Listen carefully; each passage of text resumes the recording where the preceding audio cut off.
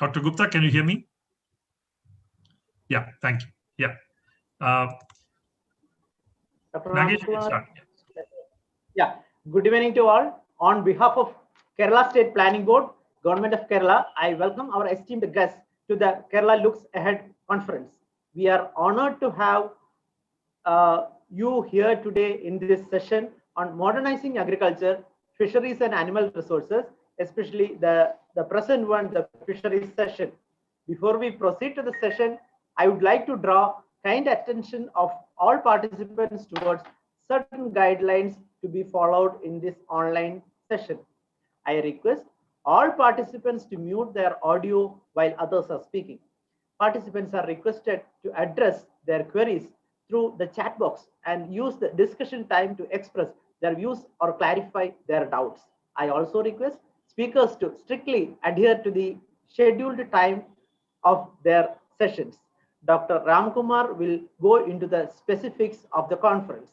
We look forward to an interesting session. I now request Professor Dr. Ramkumar, Honorable Member, Kerala State Planning Board, Kerala Government, to take over. Over to you, Dr. Ramkumar. Thank you. Thank you, Nagesh. Good evening and welcome you all to this international conference on Kerala Looks Ahead. This is being organized over 3 days. This is the second day of the conference where we are having intensive sessions on different sub-themes in the field of agriculture and allied sectors. In the morning, we had very interesting sessions on agriculture. In the afternoon, we had sessions on animal husbandry. And from now on, we are going to have sessions on the fisheries sector. I have great pleasure in welcoming the great dignitaries with us in this session. I'm very happy to welcome the Honorable Minister for Fisheries in Kerala, Srimati Mercikuti Amma, to this conference. A warm welcome, Minister. I also have great pleasure in inviting and welcoming Dr. Modadugu Gupta to this conference. I shall provide a brief introduction to him soon after the minister speaks. I also welcome the Vice Chancellor of the KUFOS, Kerala Fisheries University and Ocean Sciences University, Dr. Riji John, who has been recently appointed to that position. He's also here. He'll also be speaking in this session. So may I, without wasting time, invite the Honorable Minister for Fisheries, Srimati Mercikuti Amma, to give her opening remarks. Minister, over to you for 5 minutes. Minister, mute on.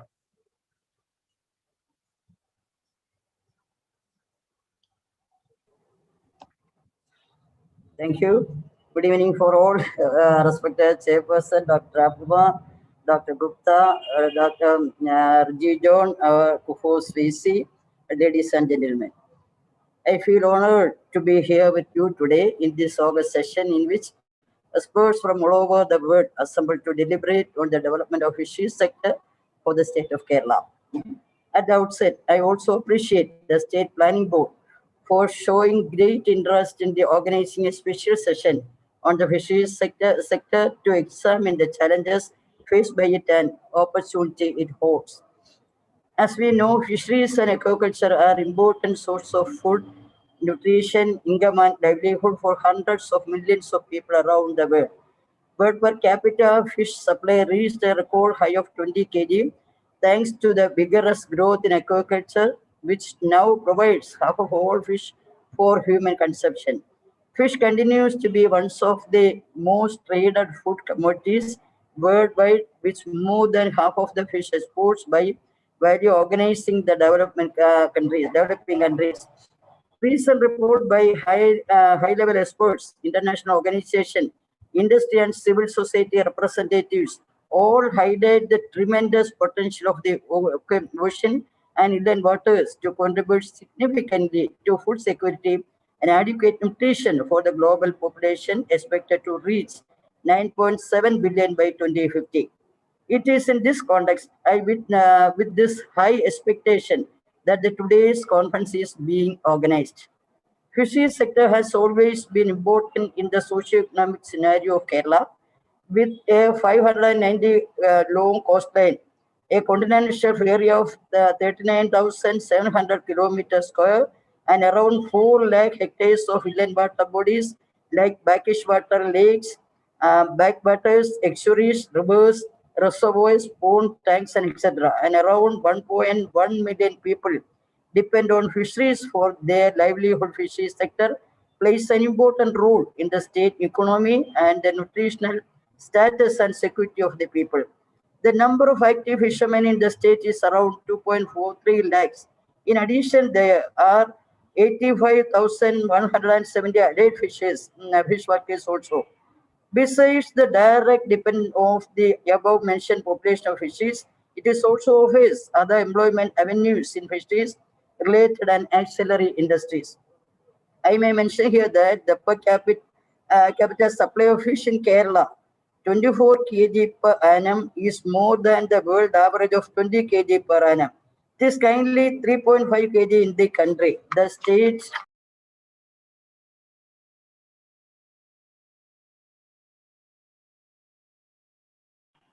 Minister മ്യൂട്ടാണ്. Minister മ്യൂട്ടാണ്. Minister കേൾക്കുന്നില്ല. Mute ആയിട്ടുണ്ട് machine.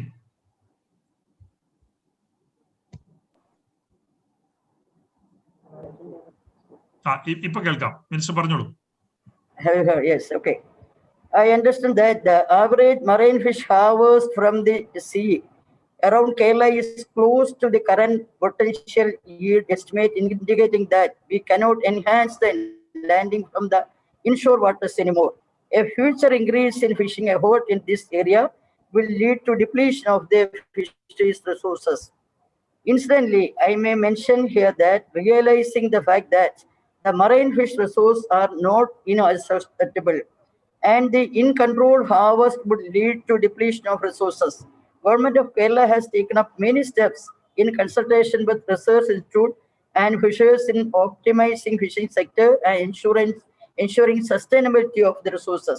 These measures includes input and output control such as regulation of fleet size, maximum size of fishing gears, size of fishing craft, and engine power of fishing craft to ensure that the resource depletion is contained.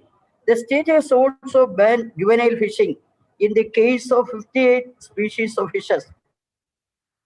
The government also set up fisheries management councils at the state, district, and fishing village and harbour management societies in major fishing harbour to ensure participation of fisher folks in decision-making process. On the other hand, the ocean waters still contain an untapped potential smooth അല്ലായിരുന്നു. resources like എങ്ങനെ ഇത് ചെയ്തു? tuna-like species, and ocean scuds, indicating the imperative need to develop deep-sea fishing. Deep-sea fishing in Kerala can be developed by deploying a part of the fishing fleet presently operating in the inshore waters to deep-sea and by introducing new one exclusive for the purpose. Another area which needs extreme focus in how to reduce wastage of fish. A rough estimate indicates that 20-25% of the fish caught in the state of Kerala goes as a waste. This context, there is an imperative need to introduce cold chain system in fish distribution and marketing. Adulteration of fish and fishery product with harmful chemical assumes great importance in this context. I may mention here that Government of Kerala has taken up an ambitious project to popularize a very simple indicator, paper-based technique to detect presence of harmful chemicals in fish. The technology is now in use all over the country. It may be mentioned here that the state has very good potential to increasing fish production from the inland water bodies, but the potential remains mostly untapped. Another area that deserves immediate attention is the field of inland and marine aquaculture. Kerala has around 625 hectare of freshwater pool, 65,213 hectare of brackish water area, 85,000 hectare of river, 30 to 34.18 hectare of reservoir, and around 65,000 hectare of paddy field, which fish can be cultivated integrated with paddy.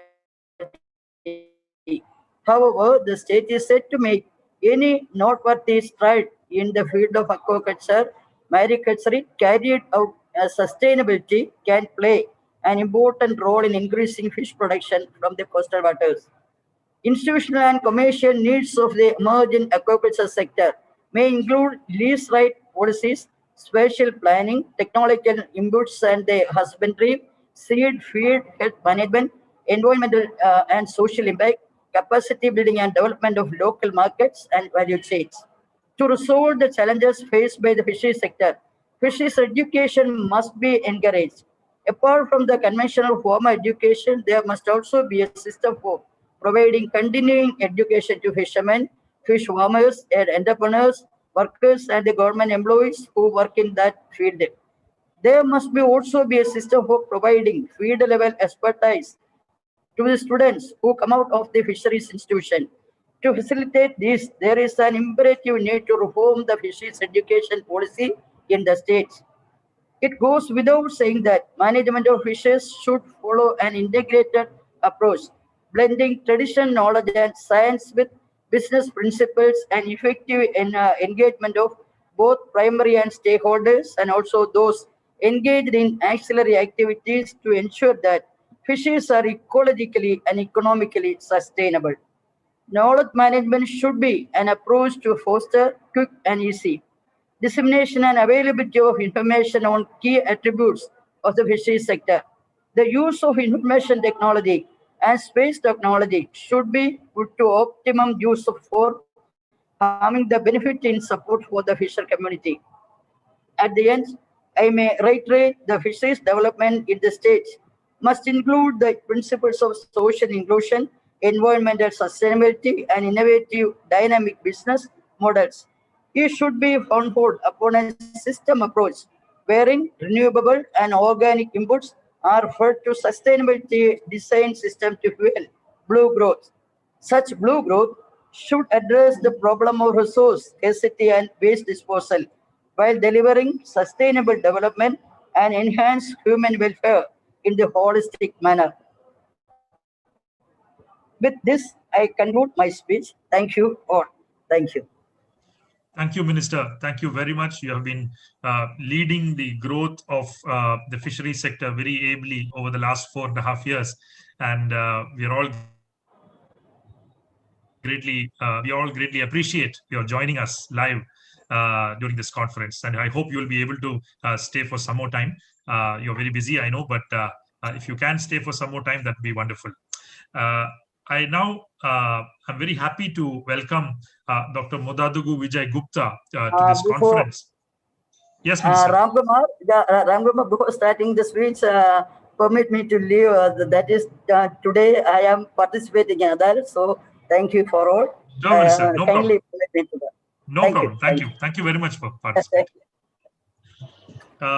May I welcome Dr. Modadugu Vijay Gupta to this conference. Dr. Gupta has over 55 years of experience in fisheries, in capture fisheries, aquaculture, research management, etc. in India, and in over 20 other countries in Asia, Pacific, and Africa. Dr. Gupta's focus has been on improving incomes and nutrition of rural poor through fish farming, with special focus on empowerment of rural women. He was the first person in India to lead the efforts to break the yield barrier and doubling production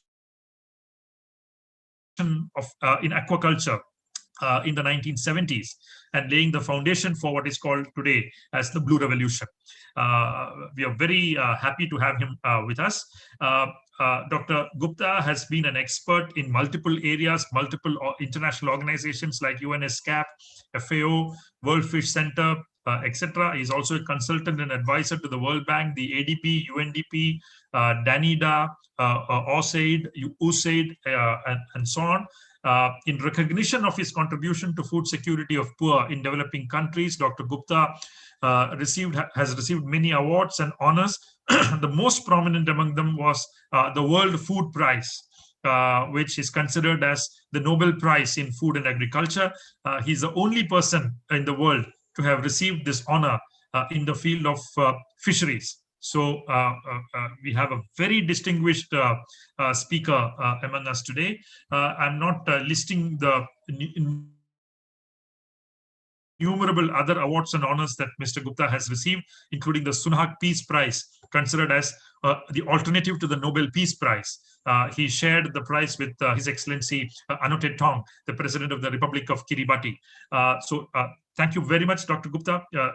Welcome to this conference. Thank you for joining us for this special lecture that you will be providing. We have about 15 minutes kept aside for your lecture, and it's over to you.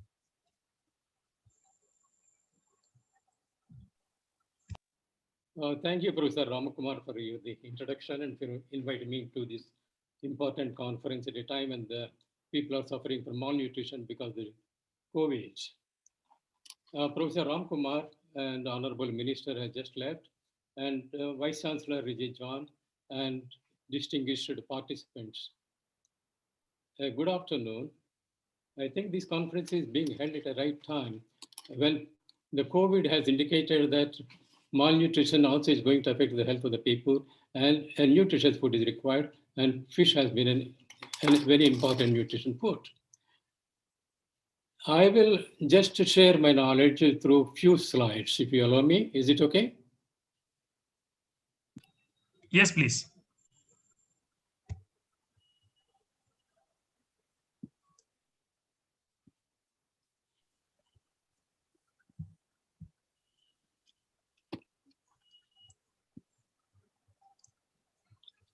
So I will ask you to talk a few minutes on fisheries and developing economies, the challenges and opportunities. We all know, as the Honorable Minister has said, fish has been an important component of food basket, especially in the developing countries, where 75% of the global production is consumed. While average fish consumption globally is 20 kilograms per person per year, in Asian countries, neighboring Asian, Southeast Asian countries, it is even up to 60 kilograms per person per year. While in India, the average is only 5 to 9 kilograms, because this is probably because 50% of the population are vegetarians. I am glad, as the Honorable Minister has said, the average per capita consumption in Kerala is 24 kilograms per person, but I think there is a very need and opportunity to increase this consumption level to a much higher level.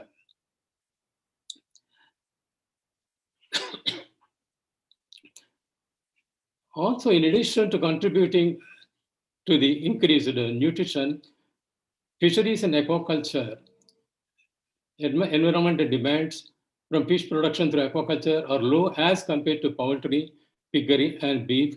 So that's why we are looking at increasing animal protein production. I think fish is a better option than as compared to other terrestrial animal productions. In spite of this importance of the fish and aquaculture to the nutrition and food security of the people in the developing countries, this sector unfortunately has not received much attention in the past, but only in recent years, both in India and elsewhere, it is receiving the attention as evident from the separate formation of a ministry at Government of India. If you look at the study that has been done, consumption of animal protein increases with per capita income, that is in developing countries, consuming more animal protein as compared to the developing countries. It is to be expected, even in India, people with higher incomes take in more animal protein as compared to the low income groups. However, if you look at this study that has been done, share of fish protein in the share of animal protein intake, it is higher among developing countries than on the developed countries, indicating the importance of fish in the nutrition of the developing countries. Now, if you look at this slide, globally, it shows after the milk, fish and the seafood are important sources of animal protein to the people, both in developing and undeveloped countries.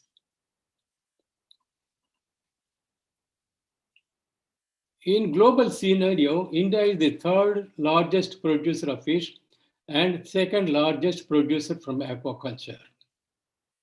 Fish production has increased from 1.3 million metric tons in 1965-66 to 13.7 million metric tons in 2018 and 19. When compared with aquaculture resources that we have, 13.7 million metric tons is not much as compared to what the China is producing. And this indicates that we have excellent opportunities for increasing our production, contributing to food, nutrition, and livelihood security. Recently, the government of India has come up with a production target to the year 2025, that is another 4 years from now. It has set a target of increasing the production to 22 million metric tons from the present production of 13.7 million tons. That is, in another 4 years, we are looking at increasing by about 8 million tons, about 50% increase from now onwards. With an annual growth of 9% and employment generation of an additional 15 lakhs people. Given underutilized and unutilized resources that we have in India in different states, including Kerala, I feel achieving this target should not be a difficult task, provided we have appropriate policies and willpower. Kerala, with a long coastline, vast inland resources, and highly educated human resources, is in an excellent position to increase contribution of fisheries to state's food basket and create much needed employment generation. If you look at this production chart, marine kidchip fisheries has more or less plateaued in the recent years, as the Honorable Minister for Fisheries has indicated, and the action that is being taken to at least sustain this production, if not increase production in the years to come. So since there is not much of a potential for increasing production from the marine capture fisheries, people all over the world are thinking not too much about increasing production through aquaculture. But let us not forget the importance of capture fisheries production. While promoting aquaculture, we should not forget contribution of capture fisheries to employment generation, providing cheap animal protein to coastal population. It is estimated that 30% of fish is wasted from production to consumption, which needs to be reduced with the proper infrastructure like proper landing centers, ice production centers, cold storages, hygienic markets, etc.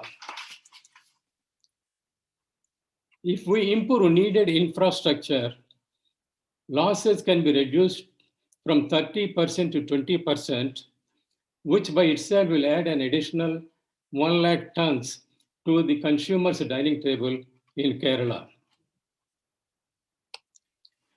Marine, besides the production of the food, marine habitat is also largely unexplored and a gold mine for extracting pharmaceutical and nutraceutical products, as has been demonstrated by the Central Marine Fisheries Research Institute and the Central Institute of Fisheries Technology that are located in Kochi.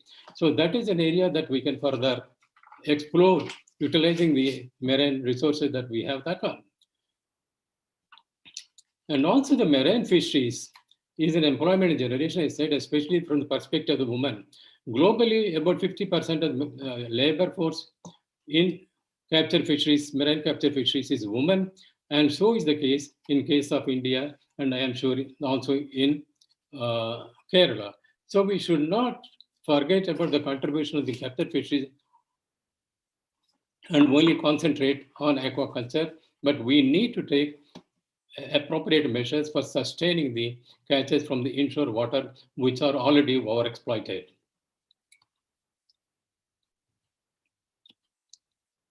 Looking at the increased production from aquaculture, mariculture is much developed in other Southeast Asian countries. Unfortunately, in India, we have been a bit late in doing research on mariculture and developing technologies for seed production and farming. But I'm glad in recent years, the Central Marine Fisheries Research Institute has developed the fish seed production technology and also farming technology for some of the commercially important food fishes like cobia, silver pompano, groupers, and bivalves, etc. They have done earlier, etc. The Kerala government can take advantage of this knowledge that is already available and scale up the farming of this marine finfish in inshore waters of the state. And that will provide income and employment to the fishermen community in the coastal areas. And one area that is receiving attention recent years is farming of seaweeds for food and also for industrial purposes, which is a $20 billion global industry. Kerala, with its long coastline, can identify suitable sites for farming seaweed, which is ideally suited for along with the farming, it's necessary to establish on-site small processing equipment because without value addition, the return from the seaweed farming will be low to the participants. Now, coming to the brackish water farming, brackish fish farming has potential for increasing both nationally because it has been estimated that from the present 0.8 million tons to increase to 2025 to 1.4 million tons. So there is high potential in Kerala.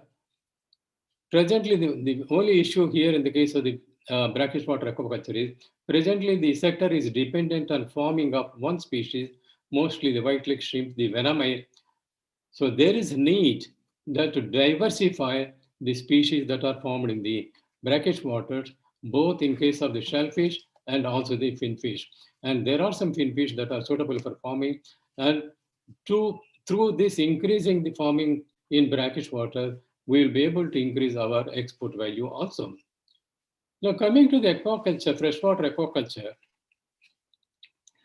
the present productions from freshwater aquaculture are very low by any standards.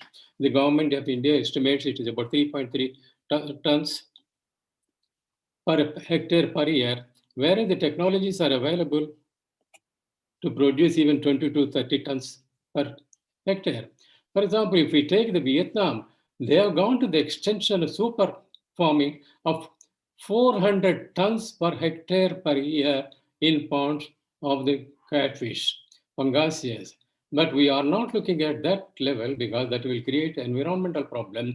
But as the government is increasing from 3.3 tons to 5 tons per hectare, which is not impossible, but it is very much possible to increase the production. But what is needed is to transfer the modern technologies that have been generated by the research institutions all over India and elsewhere and transfer to this knowledge to the farming community. That's it. There is a bit difficulty because in most of the cases here, the research outputs are not being transferred to the fishing or farming community. And that's why there is a big gap between research and development. In addition to transfer the knowledge from the research institutions from within India and from outside, also there is a need for the Kerala government to establish infrastructure just as the gene prac, introduce improved breeds and help the farmers in feed and disease management. And in addition to that, the most needed is the diversification of the species. If you look at globally, about 300 species are formed both in marine, fresh, and brackish water. When we look at our freshwater aquaculture in India, which is the mainstay of aquaculture production, hardly we produce about 30 species, and out of that, only 10 are the major species. So there is a very need for diversification of the species because we are also diversifying the production systems. From the ponds, we are going into the running waters in the irrigation canals and also the recirculating systems, biofloc systems and all those things. So presently, we have only pangasius and tilapia that is suitable for recirculation systems and biofloc systems. And the tilapia is not getting much price in India. Of course, I understand that in Kerala, the price is very good.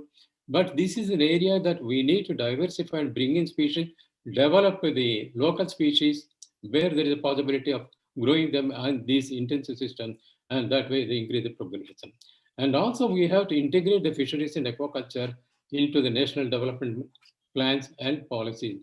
So far, fisheries has been a standalone activity, and we don't have any much relations with the irrigation department or water board and things like that. So we need to consider, the government needs to consider, take fisheries and aquaculture in national development policies and plans.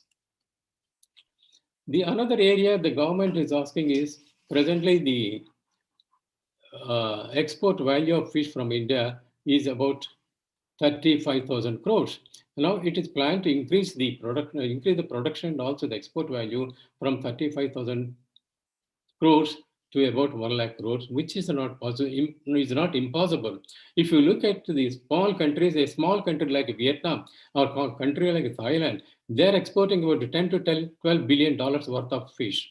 If you look at Vietnam, one single species of the pangasius, they have reached a stage of $1.9 billion of export to about 72 countries. So we need to increase our production of exportable shrimp, the finfish and shellfish, and also diversify the markets, not dependent on few markets only. As we have seen during the time of COVID, there was a ban on import of shrimp from India to other countries.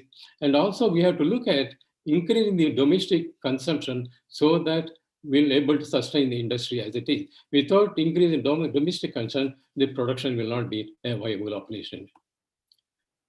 So here you can see that increase in production of export value of the marine product from year to year. And so it's possible to increase the export of fish and shellfish to about $9 billion by $15 billion by 2025. These are a few suggestions that I have. Thank you very much. Thank you very much, Dr. Gupta. I now wish to open this floor to questions, if any, to Mr. Gupta, Dr. Gupta. But before that, I should inform the conference participants that we have an unfortunate absence in the session today. The Honorable Ambassador and the Secretary General of the Indian Ocean Rim Association was unable to make it. We were looking for Ambassador Dr. Anil Suklal to join us in her place, but Ambassador Suklal is also unable to join us now. So I requested, in their absence, I requested Dr. Riji John, the Honorable Vice Chancellor of the Kerala Fisheries University, to offer a few comments in its place, and also as a response to Dr. Vijay Gupta's presentation. He has agreed to speak for 10 minutes, and a pleasure to invite Dr. John to speak now. Dr. John, over to you.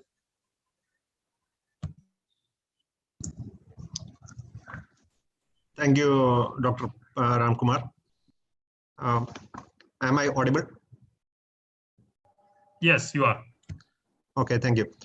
As Dr. Ramkumar has told, I'm just replacing and I'm just offering some of my thoughts on the prospects of fisheries development in Kerala, especially with reference to the inland sector.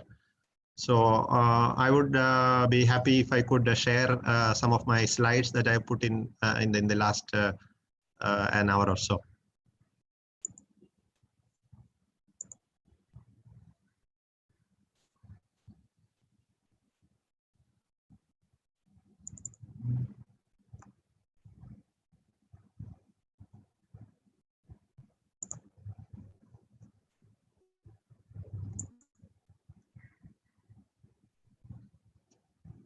Is it visible?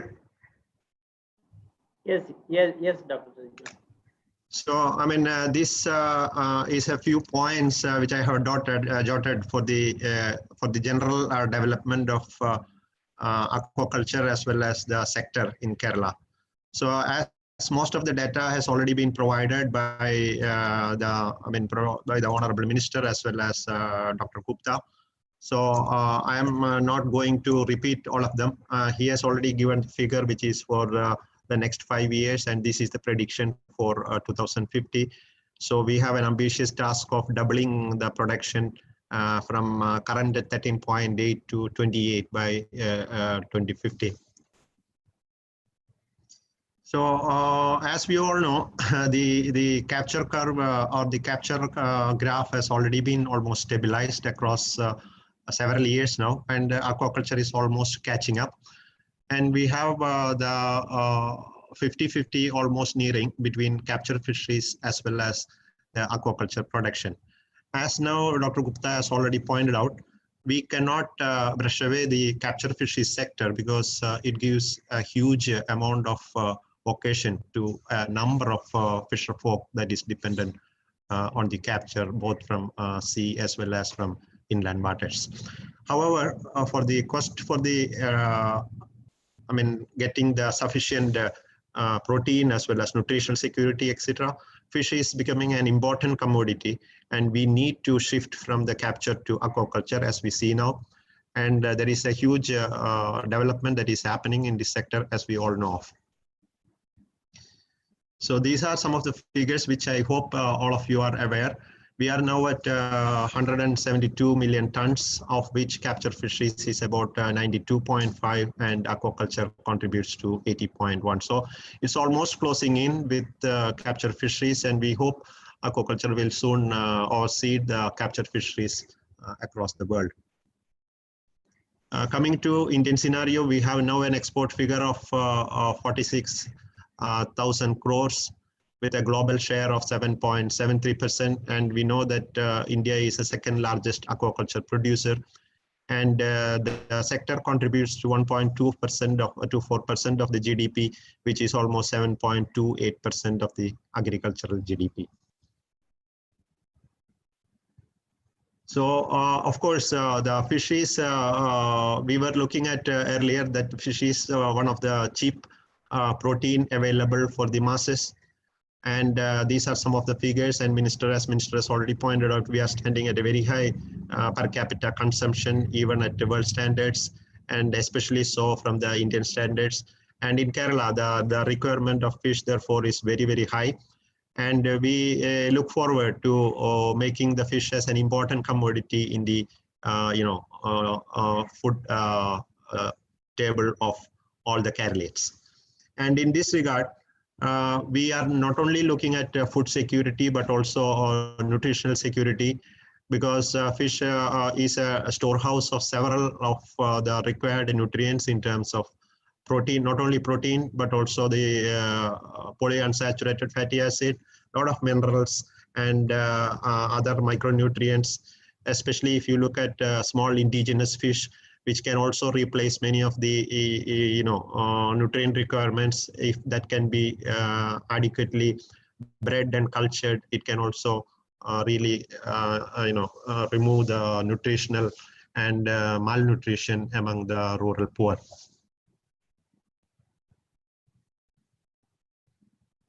And these things we are familiar, that the brain development of the children is very much dependent on these particular chemicals and micronutrients, minerals, vitamins, etc. And the fish gives a huge hope for all these people who may not be able to get all this adequate nutrition as well as nutrients during the growth phase of their children. So it is always advised the lactating mother as well as pregnant woman should also consume this commodity for much benefit of the next generation. And aquaculture, as we already been telling, this is one of the most fast growing food production sector, registering 6.5 in 1960s, and over the last several years it is almost registering approximately 10% of annual growth rate. So there is a huge scope for aquaculture also in Kerala to develop to a very high level. And when we look at precisely our Kerala, the condition in Kerala, we know that we are getting a lot of food from the other state. Not only fish, but several other commodities are being brought into the state from other neighboring states. And recently we have been met with a lot of news regarding the contamination or intentional contamination of the food items with like especially fish with formalin and other chemicals, which is extremely injurious to health. So this has been our strategy to be self-sufficient, and our current government is doing much in this regard under Subisha Keralam. And now it is aided by PMSSY, in which we are getting a lot of inputs from the central government so that the sector can be improved much better.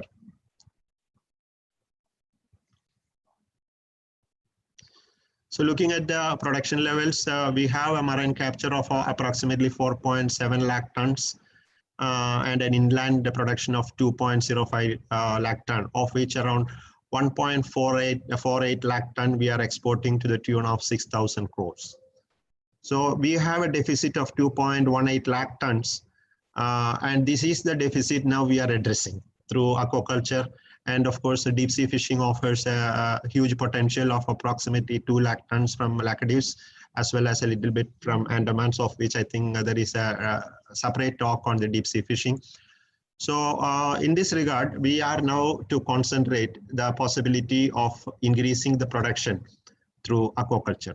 Present scenario, there is only approximately 25,000 tons of fish comes from aquaculture in Kerala.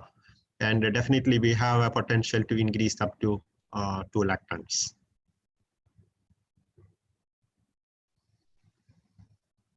Aquaculture in Kerala has a long history, starting from traditional filtration field, where we have harvested a large amount of shrimp in the early days, and now, but again, these fields are now being converted to a kind of aquaculture activities, and we have introduced many species like carps, tilapia, basa, vaname, and a recent introduction of vaname as well as basa is doing good. But Kerala has not actually come to the level of Andhra Pradesh or Tamil Nadu in producing large quantities of vaname. So we can still go ahead in improving the vaname culture to increase our production. One of the major lacuna, when you are looking at the sector in Kerala regarding aquaculture, one of the major setback is the lack of sufficient seed. This has been a consistent demand from many of our fish farmers, that they are unable to meet the requirement of fish seed for aquaculture program. Happen to have a conversation with some of our farmer friends from North Kerala, where they have a society, and one of the major problem they are facing is they don't have sufficient seeds. So actually they go around in and around Kerala, not only Kerala, in and around the states, and also go to the extent of importing these seeds for meeting their requirements. So under this situation, I think we have a general responsibility to improve the seed production under Department of Fisheries or under a university or from the involvement of private sector enterprise. So as we could now analyze, there is almost like 7 crore short supply of seed at the moment. So these are some of the species that can be looked into for our improvement. Various species can be used, and added to this now is again a couple of species. Now we hear from SIBA that mullet and chanos, they have standardized seed production, which can also add up to our species list. John, 2 more. Sorry, Ramkumar. Is that all right? Sure. I will wind up. 2 more minutes. Yeah. So this is the potential marine aquaculture species. Cobia, Pambano, as I mentioned, chanos and mullet are the recent entry. If you could get a large amount of seeds of this, definitely we will be having a good amount of diversification in this regard.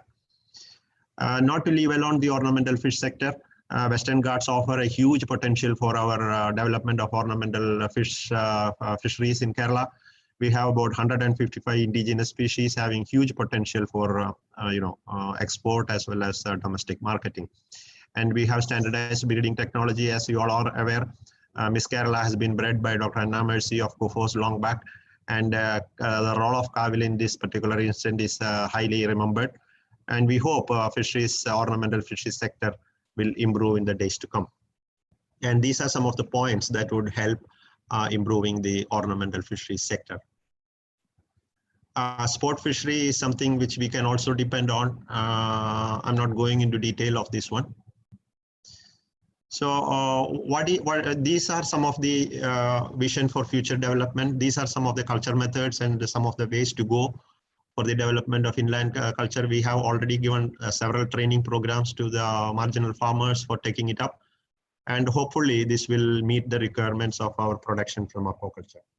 And some of the issues and constraints that I would like to list is like, as I mentioned already, seed. We have a water scarcity at point of time, feed, then adoption of technologies in a proper manner. Definitely we will have to address disease problems, and we have to address the problem of middlemen in this regard.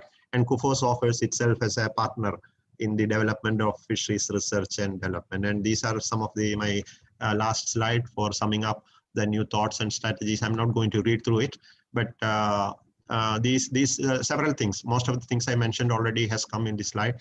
So these are some of the points that I would like to share with the attendees with reference to the scope of fisheries in Kerala. Thank you, Dr. Ramkumar, for the opportunity. Thank you, Dr. Regidon. Thank you very much for that intervention. Dr. Gupta, any final comment you would like to make after listening to Dr. Regidon's presentation? You're muted, sir. Yes, I already raised many of the issues that need to be addressed both in marine sector, brackish water sector, and also the freshwater sector. When we compare our productions with other countries, say Vietnam or Thailand or any other countries, are much lower. This I find there is a gap between the research and development. The research outputs are not percolating very easily to the farming and fishing community. So that's where I think Kerala is very lucky to have Central Marine Fisheries Research University, Central Institute of Fisheries Technology, and that Fisheries and Ocean University, who could be the partners in development of the fisheries sector in Kerala. So these are some of the points I think that should be and need to be addressed by the government, which are not very expensive.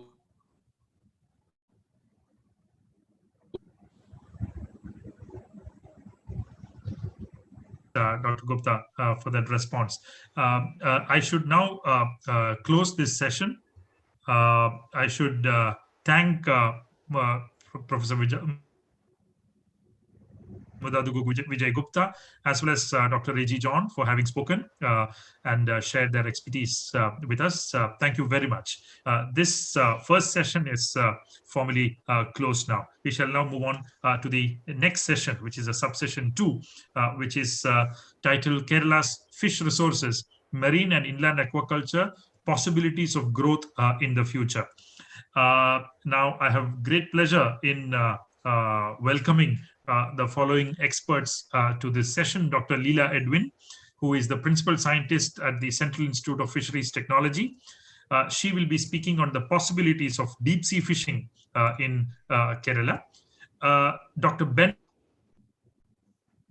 Belton joins us from Michigan State University. He is an associate professor at the Department of Agricultural, Food and Resource Economics at the MSU.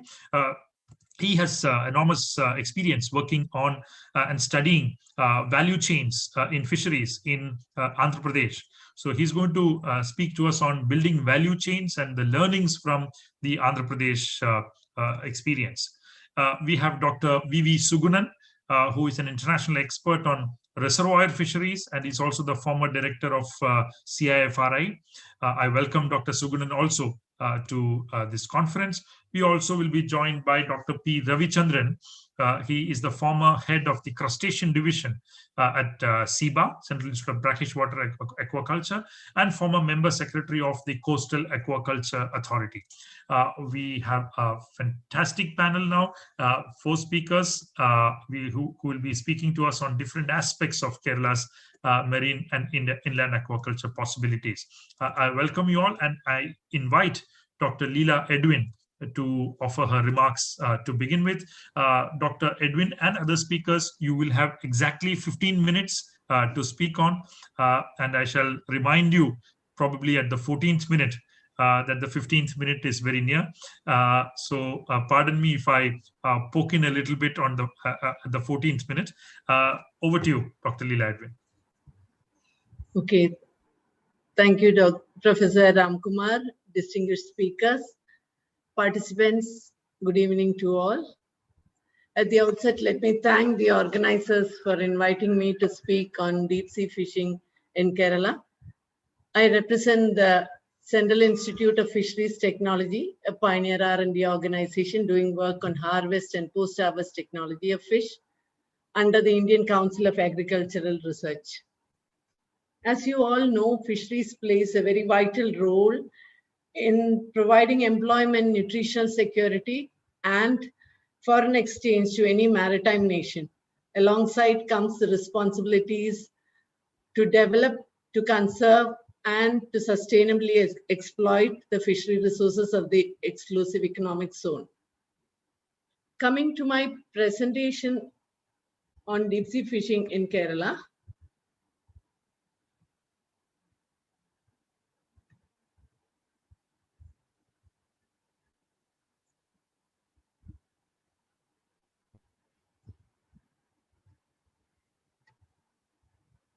Let us take a look at the vital statistics of Indian fisheries. We have a long coastline of more than 8,000 kilometers with a very large continental shelf. We have more than 1,500 fish landing centers in the country. And our annual potential yield is estimated to be 5.31 million metric tons. That is the latest estimate. And of this, we have exploited, as per CMFRI 2019, 3.56 million metric tons. Gujarat tops the list, followed by Tamil Nadu, and Kerala comes third in marine fisheries capture. We can see in the figure shown here that there is a decline by 15% in Kerala marine fish landings in the latest estimate compared to the previous year. It is, as the minister spoke, it was just because of the over-exploitation of the coastal zone up to 50-meter depth. And now it is high time that we thought of diversification in fishing and moving into the deep waters. A quick glance at the deep sea fishing in India. Attempts were made since 19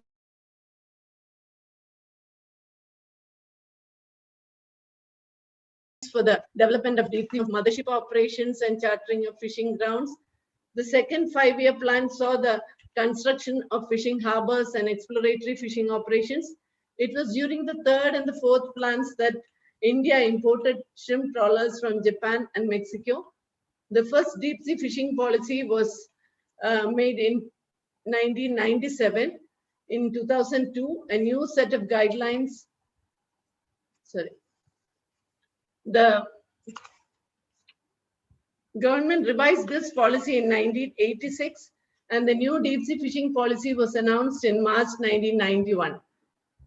Two committees, the Sudarshan Committee and the Murari Committee, were set to review and suggest changes. In 2002, a new set of guidelines for deep sea fishing was announced by the Government of India. This was reviewed in 2014, and under the schemes, Blue Revolution scheme, under the national draft of the National Fisheries Policy, the Pradhan Mantri Matsya Sampada Yojana that was announced in September 2021 and the union budget presented yesterday, we see that there is a lot of emphasis in the development of deep sea fishing in the country.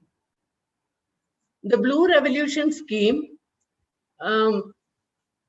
the Neel Kranti mission, saw an outlay of 3,000 crores for implementation between 2015-16 to 2019-20.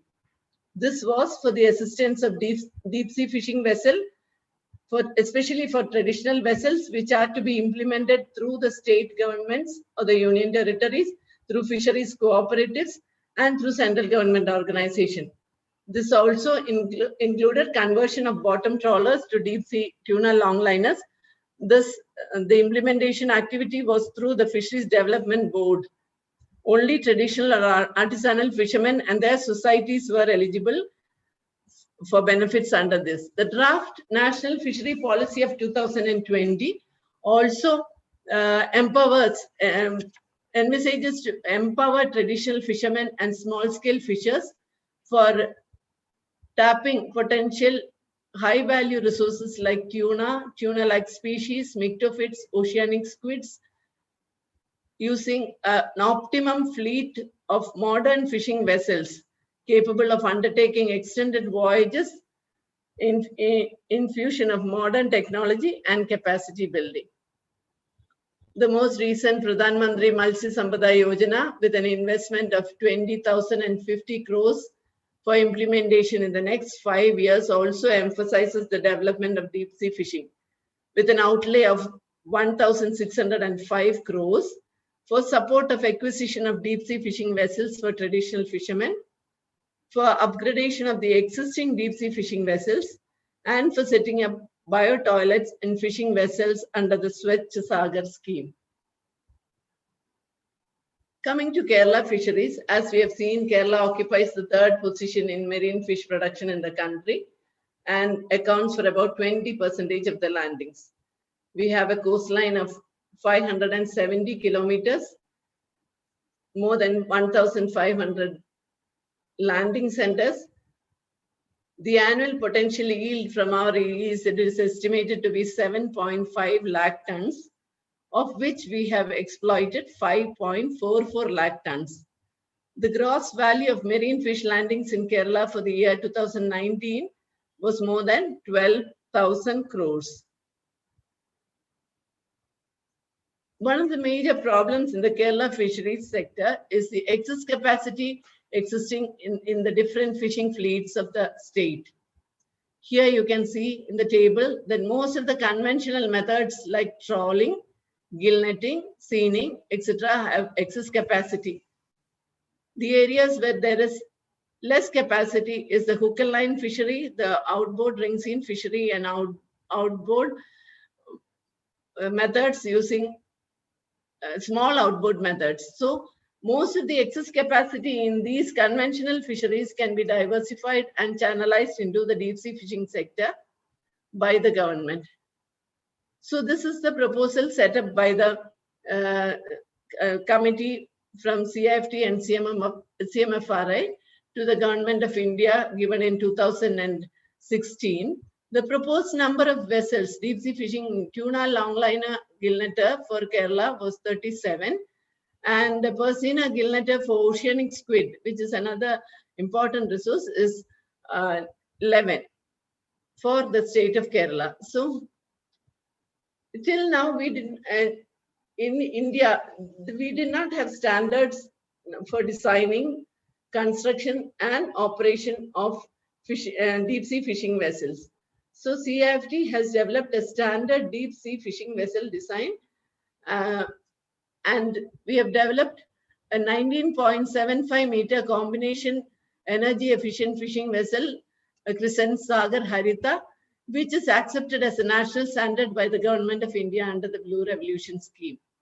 The salient features include 15% savings in fuel. We have used refrigerated seawater for preservation. The weight of the vessel was reduced by 8% through use of combination materials like steel and FRP, especially for the wheelhouse. We have used solar power. Our naval architects have used solar power for navigational lighting, wheelhouse equipment, and galley use.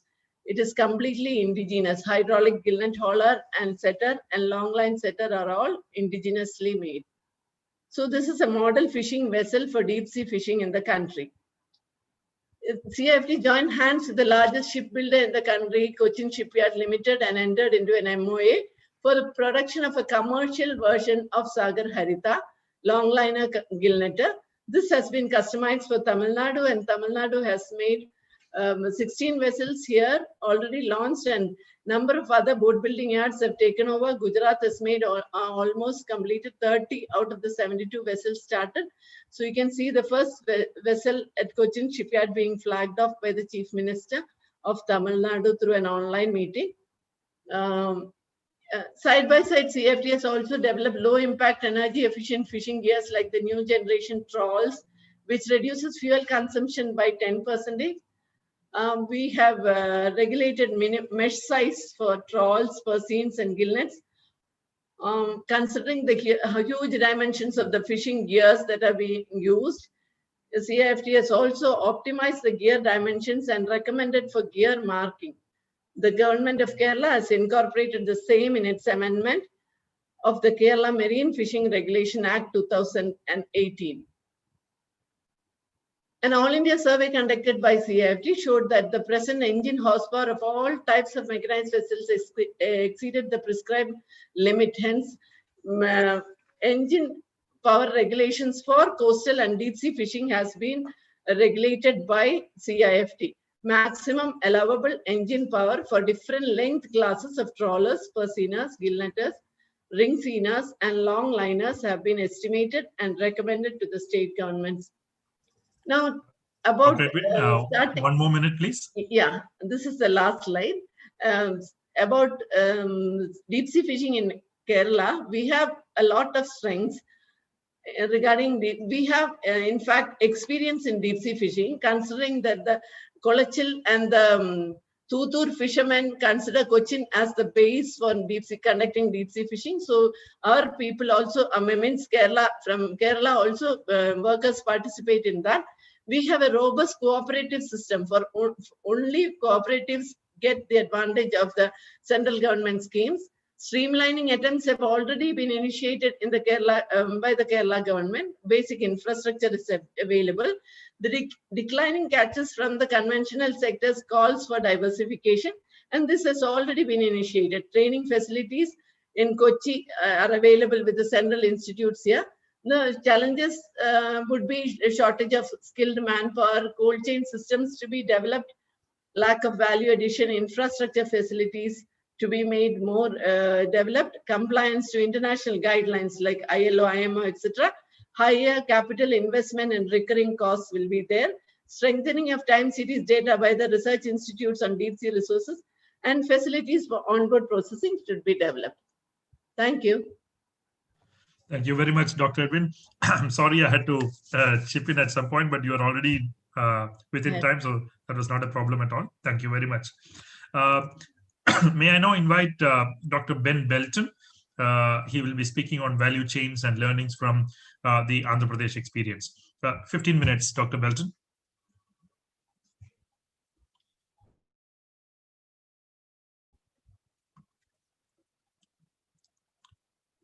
Dr. Belton, are you muted? Sorry. So thank you very much, Professor Ramkumar. My name is Ben Belton. I have a joint appointment with World Fish, the CGIAR Center in Penang, and also I'm an associate professor at Michigan State University, as you mentioned. And the title of the presentation is slightly different from the one in the program. It's the quiet revolution in aquaculture value chains in Andhra Pradesh with implications for Kerala. So this is drawing on both research in Andhra Pradesh, but also on aquaculture value chains throughout Asia.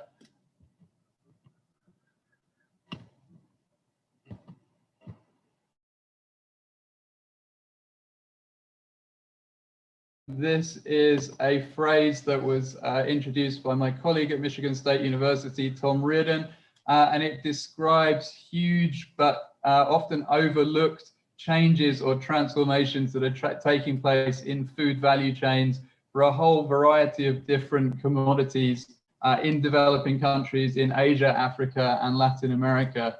And so at the farm level, it implies commercialization, intensification, and specialization. But those changes taking place on farm are supported by the proliferation of enterprises off farm in the value chain, so upstream and downstream of the farm. And so these very large aggregate changes are driven by urbanization, by rising incomes, and the effects that this has on diets. So as incomes rise, so demand for non-staple foods, including fish, rises as diets diversify. And so that creates demand for the production of fish and these other products. So a really important point that I would like to make here is that domestic markets are extremely important drivers of this demand. So very often there's a lot of emphasis placed on exports, particularly when we think about developing aquaculture. But this analysis here is from the 10 top developing country aquaculture producers, and it's looking at where the aquaculture products that they produce are consumed. And you can see for these 10 countries, which contribute almost 90% of all of the world's farm fish production, about 90% is consumed domestically, and a similar share in India. So this data is actually from 2011. So the share of exports may have increased somewhat since that time, but you can still see that really domestic consumption is dominating the total quantity of fish and aquatic products that are farmed. And that's something important to bear in mind. So as we have these increases in demand, changes in the nature of demand, we also have changes in supply. So you can see this by looking at the growth of farms. And so this is a satellite image from Andhra Pradesh from 2007. And you can see that in the top right-hand corner of the screen, these are all fish ponds. And the left-hand portion of the screen, these are all agricultural fields. But if we shift forward to 2021, you can see almost this entire area has been taken up by fish ponds. So there's been this very rapid growth of fish ponds. And so this very large cluster of fish ponds developing in Andhra Pradesh in recent years. So this has not been without problems. In 2007, the High Court actually decreed that a large area of fish ponds would have to be destroyed because they were encroaching on a protected area, a wetland around Kolleru Lake. And this was causing problems for the environment of the lake, but it was also causing a lot of flooding because of blocking drainage. And so a large area of these ponds was destroyed. But since that time, actually aquaculture has continued to expand very rapidly through conversion of agricultural land. So what's taking place on these farms? The first point to note is that we have commercialization, so the shift from subsistence to production for the market. So really, production for subsistence consumption is a very tiny share of total production now. The vast majority of production is for sale. And so another big shift that has been occurring, which is illustrated here with pictures from Myanmar, is the shift from basic feeds like rice bran, so to formulated fish feeds, like in the photograph on the right. This change is taking place in Andhra Pradesh too. Also in Andhra Pradesh, we see stocking progressively larger fingerlings to reduce the length of production cycles, digging deeper and deeper ponds so that you can stock more and more fish, get higher yields. And then with the higher stocking densities, using more pumps, using aeration to improve water quality, also increasing use of chemical inputs to control disease. But overall, this is all contributing to much higher yields. Nevertheless, most aquaculture in India and indeed in most of the world is still at sort of an intermediate stage of development, where there is lots of scope for further improvements in technology, further yield gains to take place. So at the same time and accompanying this very rapid growth of farms and also the specialization of farms, we have very rapid growth of businesses upstream and downstream of the farm in the value chain. And they're really facilitating the growth of farms by providing all kinds of essential inputs and other services. So this again is some data taken from Myanmar, and this is from a survey that we ran in an area where there had been very rapid growth of aquaculture, similar to Andhra Pradesh. over a 10-year period. And so you can see this is a list of different kinds of enterprises: hatcheries, nurseries, traders, ice factories, trucks for hire, for instance. And you can see over this period that there's been this rapid growth in farms. There's been very rapid growth in all kinds of other supporting enterprises in the value chain. And so a key word here is clusters. You have these clusters of farms and then clusters of all of these other businesses coming up around the farms, and the businesses and the farms also become more and more specialized. The costs for all of the businesses in the cluster are reduced because it's much easier for them to access the inputs and the services that they need. And so this increases the overall efficiency of all of the businesses operating within the cluster.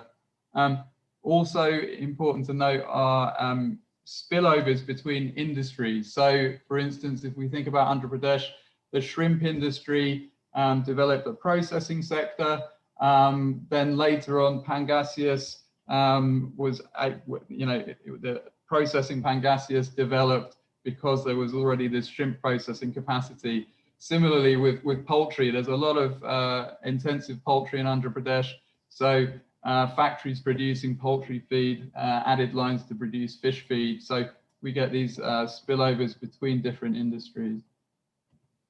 And I just wanted to illustrate this point about the kind of density of the businesses that form in these clusters with some photographs from the field. So on the top left, we have a large feed factory, and then you can see obviously this employs lots of different workers.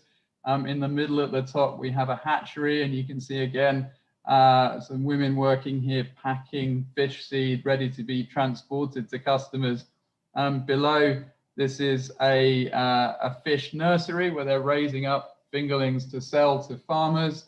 And at the top on the right-hand side, this is a business which is selling oxygen cylinders that are used in the transport of fish seed. And below it, these tanks here are also used in the transport of live fish. So there are lots and lots of kind of specialist opportunities that are created for businesses in these clusters. So the middle section here is farms. So I guess the point I'm making here is typically when we think about developing aquaculture, we think about farms and we think about farmers, but there are all kinds of other opportunities created. So on the left, for instance, we have the people operating the backhoe, people driving tractors. We have businesses maybe renting out this equipment to farms. We have workers on the farm feeding the fish, guarding the fish. You can see lots of pumps here on a farm, so that creates opportunities for mechanics, for businesses selling pumps as well. And here downstream of the farm, you see lots and lots of people employed in harvesting, these clusters of ice factories packing fish in styrofoam boxes. We even have factories producing the styrofoam boxes to pack the fish in to distribute all around the country. So the main market for fish from Andhra Pradesh is in West Bengal, more than 1,000 kilometers away. And then very, very important, the transport services. So very many trucks and other vehicles that are dependent, that are essential for the movement of all of these goods around the country. So I'd just like to wrap up by talking about the implications of all of this for Kerala. So one point I would make is that shrimp produced for export is certainly important for India in terms of the value of the product. But actually aquaculture growth in India and in many other countries is driven primarily by domestic demand for fish. And this domestic demand for fish and the response to it also contributes to ensuring national food security. So maybe don't focus too much on production for export, also think about production for the domestic market. So the expansion and the increasing sophistication of farms creates many different opportunities, as we've seen, for small and medium enterprises, for workers, and also for some larger businesses upstream and downstream of the farm. And so lots of opportunities there for employment generation and for stimulating local economic growth.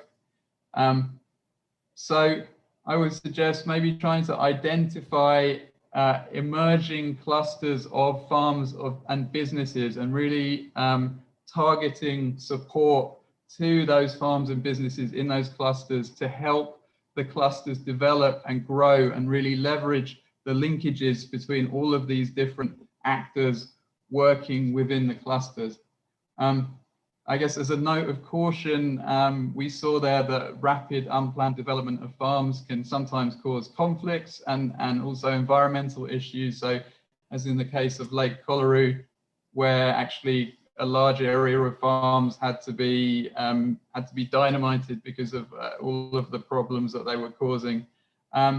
However, on the other hand, planning that is too stringent can be restrictive and is also actually ineffective. So, for instance, banning the conversion of farmland to ponds is a very common policy in many places. It's often a very ineffective policy because farmers typically can make a lot more money from farming fish than they can from farming rice or other crops, and so they tend to do so illegally anyway. But in some cases, these policies can really actually restrict also the growth of aquaculture. So there's a need to strike a balance between sort of completely unplanned development and development that is overly planned or overly restrictive. And I'd like to finish there. Thank you. Thank you, Ben. Thank you very much for that very interesting presentation on Andhra Pradesh and what Kerala might have to learn from what they did in terms of what is to be done and what is probably not to be done also sometimes. Thank you. Now I invite Dr. V.V. Sugunan to speak on the possibilities of inland aquaculture, learning from the best experiences. Dr. Sugunan, 15 minutes to you.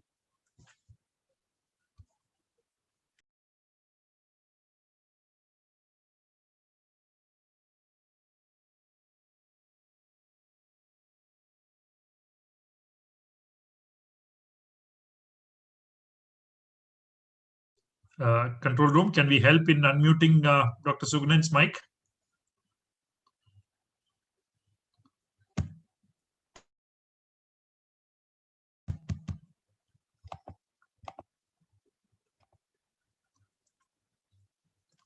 Control room? Control room. Yes. Yes, Dr. now it's Sugunan. okay. Now, thank you very much. At the outset, let me thank the organizers, Planning Board of Kerala, for giving me an opportunity to attend this important meeting. Kerala looks ahead. I'll share with you some of my suggestions about how Kerala can proceed on developing this inland and freshwater aquaculture.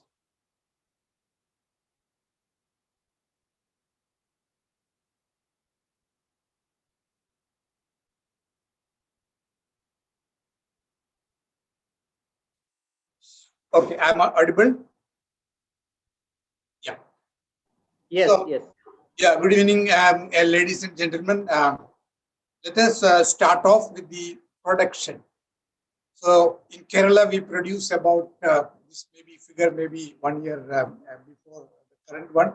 We produce about 8 lakh tons of fish, of which 6.1 lakh is marine and 1.92 lakhs is inland. Now, quickly, if you compare with this with our national scenario, you can see a stark contrasting scenario. Here in Kerala, we produce about 70% of the fish in marine fish, whereas in the national level, you can see that we produce 70% of the fish that we produce is inland. Now, have a closer look at what is happening in the country. So, if you can look at the increase in production from during the last 7 decades, we have gone a long way from going from 7 lakh tons in 1950 to 136 lakh tons. That's a phenomenal increase that put us at the top place, and we are the second largest producer of fish. So now the similar increase can be seen inland fish production. You can see it was just 2 lakh tons. We have reached 96 lakh tons. That's a very steep growth. Whereas you can all see that marine fisheries is stagnating somewhere there. So if you compare with Kerala, you can see that the growth, that curve is a little bit slower when compared to the national level.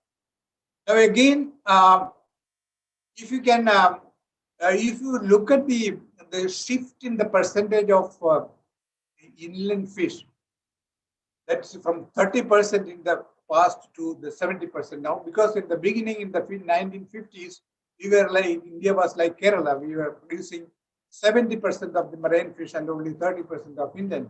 Each decade, I have given you the pie charts. Each decade, the percentage of inland fish is increased finally to reach 70% now we have reached. So this is the kind of shift in the percentage. Now, what we conclude from here is that here you can see that the marine fish that is depending on the marine, the wild catch is stagnating, whereas this growth in inland fisheries was achieved through aquaculture. That's a key. So in Kerala, you can see that we are almost stagnant in both fronts. So if you look at the production of all the leading inland fish producing states, they're all aquaculture states. Now, so aquaculture is the key for increasing fish production for anybody, any country, anywhere in the world, because not only for inland fisheries, for any fisheries, you have to increase, you have to have aquaculture for increasing the total fish production. Then what we are having resources in Kerala, we have all kinds of resources, reservoirs, ponds, brackish water areas, backwaters.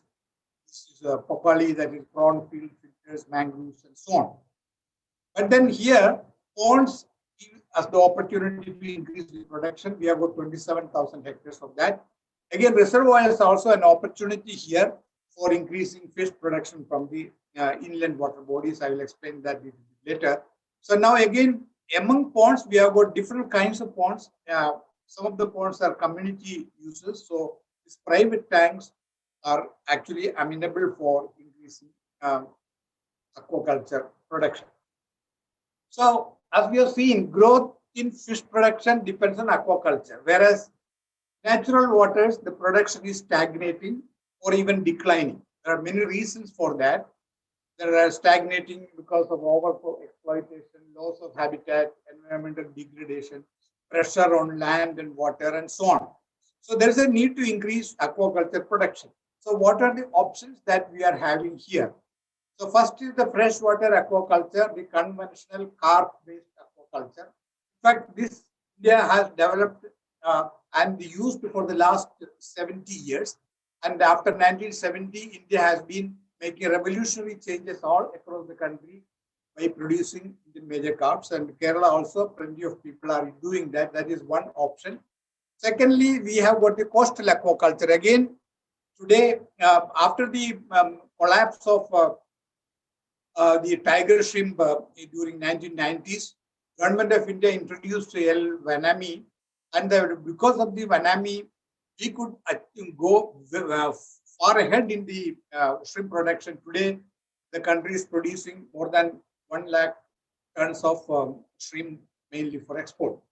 Another option that is opened up is the white shrimp, because white shrimp, it is SIBA has recently demonstrated its use. It is as good as Vanami, and they are demonstrated in many states across the country. And also, SIBA is developing a separate strain of this genetically modified strain, and that is going to change. And Kerala perhaps need it, because this is an indigenous shrimp is another opportunity. Then a bouquet of brackish water finfish culture SIBA has developed is also suitable for Kerala. Now, mariculture, again, as earlier speakers have pointed out, we are a very new entrant here. The world mariculture industry is very, very high, but then our share is very little still. CMFRA has now recently launched the Cobia and Pompano, and Grouper is also coming on field. And this is going to be very useful for our state. Then comes reservoirs. Reservoirs is a very important resource not only for Kerala but also for the country for three reasons. One is this is the one resource that is underexploited. Across the world, many countries produce 500 to 1,000 kilogram per hectare, but in our country, with 3 million hectares of reservoirs, we are producing hardly 50 kilogram per hectare. Easily, it can be increased to 500 kilogram per hectare. Secondly, it is a cost-effective way of developing fish because we don't have to spend a lot of money in reservoir fisheries. You don't feed fish, you don't nest the fish, and you don't dig ponds. So we stock the reservoir fish in the reservoir and it grows by its own. And the third important reason is that it is a very inclusive and very equity is very high here because unlike other intensive aquaculture side, here what happens is when 550 kilogram becomes 500 kilogram per hectare, all the extra benefit created is shared by a community of people, not by individuals. So now another two important developments that is very important for Kerala to note is one is gift tilapia and pangasius. Both were allowed by Government of India recently. And all across the country, the culture of these species is being taken up. Kerala is no exception to that. So this is one thing that we can concentrate. Then the four species, Etroplus, the very important Karimine for all Malayalis, and then Marl, sea bass, and Pompano. These four species are new entrants to the system, and Kerala should take maximum advantage of this because these fishes are well relished in Kerala. There was a complaint earlier that Indian major carps nobody eats in Kerala, but these are the four species where the Kerala suits the Kerala's palate. So we should concentrate on these four species. Then cage culture, again a new emerging thing in India. So we have got 35,000 hectares of reservoirs in Kerala. All are not suitable. The small reservoirs are not suitable for cage culture, but the medium and large reservoirs, you can always have cage culture and you can dramatically increase the production from the inland sector. Then the new culture systems like RAS, biofloc, and aquaponics already becoming popular in Kerala, but these systems are very much suited for Kerala for two reasons. Number one reason is that we are short of land. So our constraint is land availability, and these systems do not require a lot of land, but then water is required, and we have plenty of water. So that way, then again in Kerala, the people are ready to invest money. Entrepreneurs are ready to invest money for the aquaculture. So that environment is also very conducive. And then finally, ornamental fishes. This is it's called a rainbow revolution across the world, and it's again sunrise sector. Here both marine ornamental fishes, which are a little expensive but more export oriented, and in England we have got both export oriented and also for domestic consumption.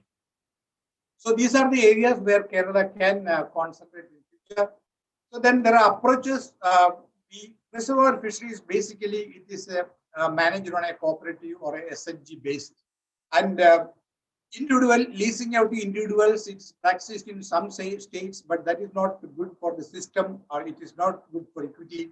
But Kerala's experience, especially in northern Kerala, the reservoir cooperatives have been well appreciated in other states. So we have got a model here for others to emulate. At the same time, we can extend this to other reservoirs. Sea bass and Etroplus, these are the two very important species for Keralites. And they have been longing for this type of culture, and these fishes are well taken. The only problem in taking up is seed availability. The technologies are available for both, and we should scale up these seed production systems. Pompano and Cobia.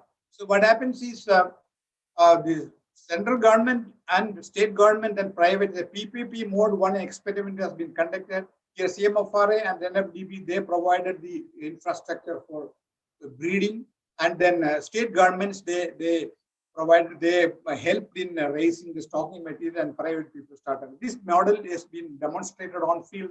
Perhaps this can be emulated in other parts as well. Then gift tilapia is one of the best fish for Kerala because people like tilapia, it's just like the Karimine. And also there is a good network of seed supply by RGCA, and perhaps this be scaled up. As I mentioned, RIS and bioflow is a question of developing entrepreneurship. Ornamental fishes, we have got two models. One is the expensive or high priced fishes, ornamental fishes, both inland and marine. And then another mode of organizing the small producers in the peri-urban areas, and they make a network of people, small scale operators like women and unemployed youth, and then they supply to the aquarium in the towns and cities. Because the aquarium keeping has become a very big hobby in India, and it is increasing in astronomical situation. And this model has been tried in many places, one in Bangalore, and then again in Kufos. Anna Mercy has tried this with the people in the Kumbalam village, and we are also pursuing more projects on this. And this is one model that can be implemented. Then all these projects have to be aligned with the national endeavors, like Blue Revolution scheme, Pradhan Mantri Matsya Sampada Yojana, and all then Blue Revolution. All these should be suitably aligned. I know Kerala has many such projects like Samriddhi and Janagiya Matsya Krishi, but all these can be easily linked with these national schemes. So, And this is my, one more minute, please. Yeah, this is my last slide. So we have got strength, that is our water resources, is our strength, and we have got a good species diversity. We are known for our hotspot of biodiversity. We have got highly educated manpower, people, and then we have got a good market. The complaint that fish does not get a market, no longer there in Kerala, because we have got a good market here. Our challenges are land use pattern. We don't have land for field. Most of our land is used for dwelling and other kind of thing. The scarcity of land. Then we have a small holdings. Then conflicts among different water sector users is a big problem. Then many restrictions on the agricultural land is a. All these can be resolved by enabling policy environment can be created. And what we need to do is selection of the right species. I have mentioned many species are specially suitable for Kerala. And then a policy support for water bodies. For example, many water bodies, there are conflicts between different even government agencies is there that is to be addressed at the national level, for policy level it is being addressed. Then incentives at par with agriculture. This is the last point I want to make, because even though agriculture, even the aquaculture and fisheries is part of agriculture, it contributes more than 7% to the agriculture GDP. But then many incentives available for agricultural farmers are not extended to aquaculture farmers. For example, these subsidies on or rates, subsidized rates for power and tax, access to banking organizations, and so on. Finally, aligning with the initiatives like national schemes. Plenty of money is being used at the central level. We should align our all activities with the national schemes. Thank you. That's all I can have you for you. Thank you very much for being involved. Thank you very much, Dr. Sugunan, for that presentation. Much appreciated. Now, let me invite Dr. P. Ravichandran, former head of the Crustacean Division at SEBA, to speak on brackish water aquaculture possibilities for Kerala. Dr. Ravichandran, 15 minutes, please. Hello, good afternoon.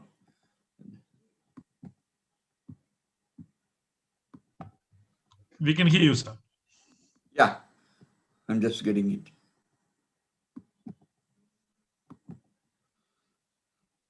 Yeah, we're talking on the brackish water aquaculture possibilities for Kerala.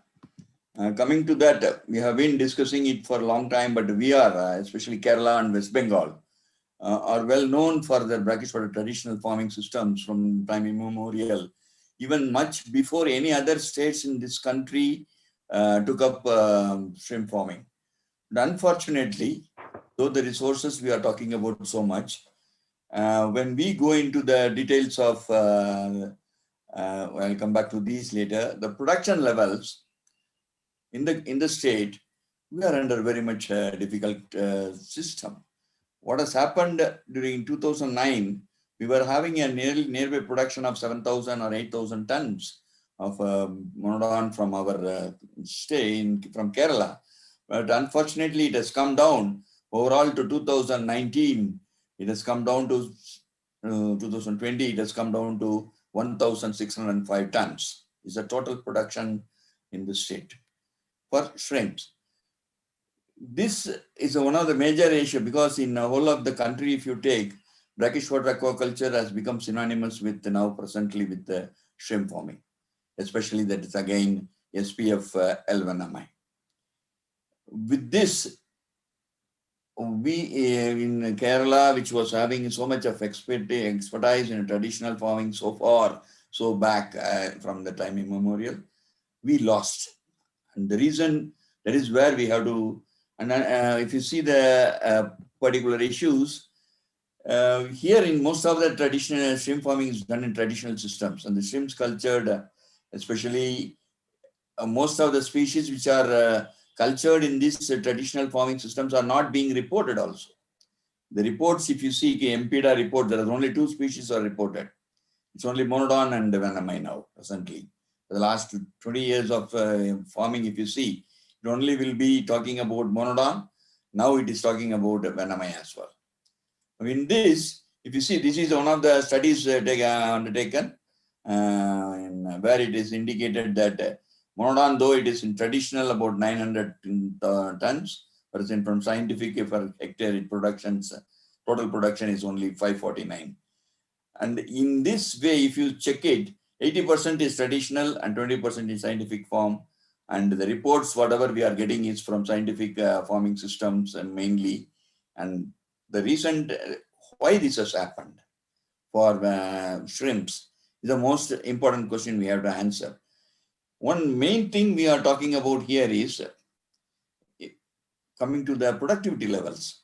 Traditional with supplementary feeding, wherever we have some sort of a perennial systems, only 881 kg per hectare per year. Whereas without supplementary feeding, it is still low, 605 kg per hectare. And even scientific, in where about 225 hectares or 250 hectares are in farming now in Kerala, it is good 4,000 tons. There is average, in national average is somewhere around 3 to 5,000 tons of Vanamai per hectare per year. Monodon is still low at 980 and Indicus is only 520. And overall average productivity of Kerala is only 932 kg per hectare per year. This is one of the very, very poor systems presently available. And mainly the reason being, we are mostly in traditional systems. Now, coming to this study, what it requires, actually, the issues, what are the issues? Disease-free farming requires high-level biosecurity. Why we lost Monodon? All over India, Monodon was lost. We were, our production levels were staying at around 1 lakh tons in the whole of India for nearly 10-15 years after the white spot disease struck in 1995. In 2009, we introduced Vanamai, L1MI, after a lot of struggle, because all South Indian nations have introduced L1MI by 2001 and 2002. We had some issues. Some people didn't want to bring in Vanamai, but at last we introduced in 2009. And from 2009 to now, presently, we have increased from 1 lakh ton to nearly 8 lakh tons. This is the production levels what we are getting in the country. We are producing nearly 8 lakh tons. This is only because of the introduction of L1MI. But L1MI production requires high-level biosecurity because we are bringing in SPF stock, importing from other countries. And this SPF, it's only SPF in the sense, if you have pathogens in your water, it will get affected. You have to see that you keep the pathogens outside your system. In Kerala, we are using mostly traditional systems, which is open water systems, entry of all wild shrimps and all organisms from outside, in which case this question of biosecurity or maintaining biosecurity does not arise in our system. That is one of the major areas what we have. At the same time, if you have a high level water and soil quality management is also required if you have to maintain a good level of sustainability. These things are not, traditional systems are not suitable for this. Now, in coming to land-based systems, there has been an estimate saying that though we have so much of brackish water resources, nearly 60,000 hectares of land available near the coast is suitable for shrimp farming. This has been estimated long back. And unfortunately, in those type of areas, we are using hardly now 15% in Kerala. It's almost true in most of the areas, but now productivity levels have gone up in other areas because of Venamai. They are producing better. We have come down. We were once, Kerala was once, if you calculate in 70s, in 70s we were number 2. West Bengal was producing number 1, and we were producing more traditional system from traditional culture, from aquaculture. I am in the point of view of aquaculture. But now we are somewhere around, Kerala has come down around 5th or 6th or 7th. It has going down. With other states which are now going up with the production of Venamai. Now, here one more issue comes in. These are the issues what we are seeing. Culturing of exotic SPF shrimp stock is not permissible in traditional systems, because we are having the risk of getting into our national biodiversity, means our own stock will get affected if this stock enters into the open waters. So when the guidelines were prepared for the culture of this L. vanamai, in almost in all the sectors, it was suggested that there should not be any letting out of water outside without having a proper treatment system, ETP. So without ETP, it is not permitted to have your L. vanamai farms, because we should avoid in any way this Venamai getting into our waters. It's one of the reasons everywhere we talk about when we talk about exotic introductions. There was much of the delay happens of the exotic species only because of this. Now coming to, as we were talking about the earlier system, we have various possibilities of culturing. In backwaters, nowadays we are talking about culture, mussel culture, the technology for mariculture, which could be used in within the backwater areas. Then now cage culture of sea bass or cage culture of lobsters or crabs. These are all being tried. Commercial success in cage culture to a certain extent it is getting on in other states. Here, it's one of the areas which we can take up, provided there is a need for taking this up. The question of multi-user conflicts should not arise. That is one of the areas where we have very much problems will be in Kerala. The water bodies are used for transport, water bodies are used for recreation, water bodies are used for all purposes. And if you are to go and take over those water bodies for aquaculture, this will definitely affect this total system. So that we have to see when we come to the remedial and possible. The same thing like we have been talking about pearl spot forming in the state, but it is practically, it's all in infant stage, it's not going up. The requirement is very high. Major problem is seed. Seed production is still, though it is an easy, freely we can produce pearl spot seed, it is still the production levels from the different government hatcheries and other things we see, it is all very much low level. Dr. Ravichandran, 2 more minutes, please. Yeah, I will finish it. Thank you. Okay. Now, when we are talking about, that's what it is. So in spite of high brackish water resources available, like pearl spot, mullets, milkfish, and tilapia, we are all still in very infant stage. Seed availability is one of the major bottlenecks. And though experimental seed production and farming are being practiced in public sector facilities, we have SIBA is having some programs with Kerala, and we are going on, but the commercial success is yet to be achieved. Now, what are the ways how we can do this development? What are things we have to look into? Vulnerability of aquaculture to poor water quality pollution, disease outbreaks. This is one of the areas which needs to be worked out. we have to select areas where specifically there is a requirement is which area is suitable for which sort of a species. That sort of an working out is required. Coastal regulatory zone issues are there, especially Coastal Regulatory Zone or Coastal Aquaculture Authority Act specifically mentioned something which is common for all the states. But states like Kerala, Gujarat, West Bengal are cannot follow certain rules in that, because supposing in West Bengal, the intertidal area can come anywhere till you put up a protecting dike. So it is all everywhere it is intertidal area. No farming should be done in intertidal area as per our CAA Act. So these are the things which we have to be very put in, means at a government level. This has to be discussed, and a special guidelines have to be formulated for states like Kerala, West Bengal, and Gujarat for that matter.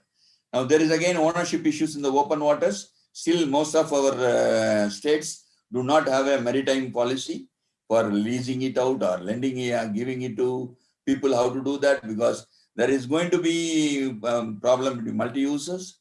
There are fishermen are there who are using that area, and how it has to be done. That requires a series of workout is required for this. Resource user conflicts, then environmental issues. The environmental issues is a major environmental issues which will come in. Is now when we are using the ponds in the land area, and how much effluents you are going to release into the backwaters, and how much it is going to affect that area. That it has to be decided on the carrying capacity of these areas. But there has been some conflicts, as early as in when Supreme Court case went, it was told that the releasing of effluents from shrimp farms affects the fish production in the sea as well as in the backwaters and estuaries. This was one of the complaints which was questioned there. Now, this has to be seen, especially on as carrying capacity of that area. So these are the possibilities of how it can be done. Is integrated coastal zone management with zones clearly identified for aquaculture and which species for what place, how much it should be done. And then better organization of aquaculture sector with farmers associations or groups, clear-cut policies on the ownership of water and land, strict regulation of coastal aquaculture activities, Coastal Aquaculture Authority, studies on waste assimilation capacity of the open waters to decide on the level of operation of various aquaculture units, then voluntary code of conduct and good management practices to avoid conflicts between the people, proper siting, design and construction of aquaculture units, and provision of wastewater treatment. These are the areas which, unless we take a very serious view on this, we have been discussing about this development of brackish aquaculture and shrimp farming for quite so many years. Stress is very difficult. I mean, it's not difficult. If we have the will, there is always a way. Yeah, thank you. Thank you, Dr. Ravichandran. Could you please end your screen share, please?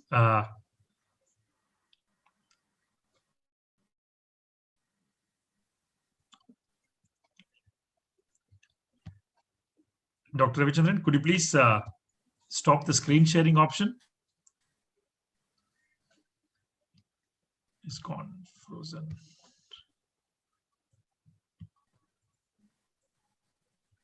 Okay. Can we do something at the, Yeah, that's fine. Thank you. Thank you very much to the panelists, all the 4 panelists, for their excellent presentations.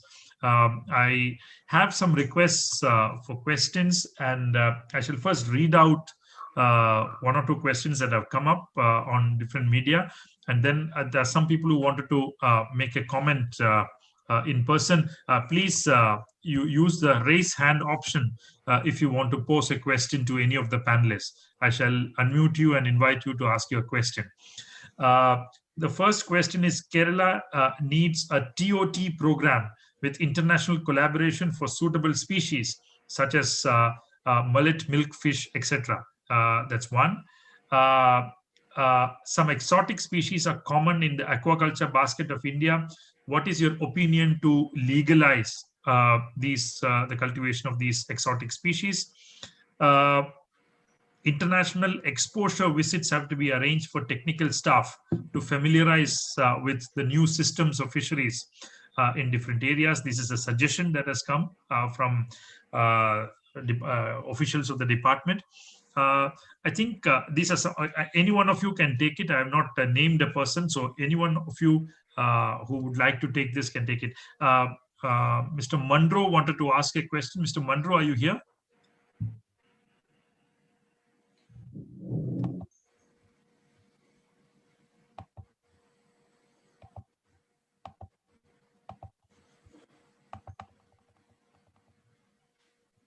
Mr. Munro?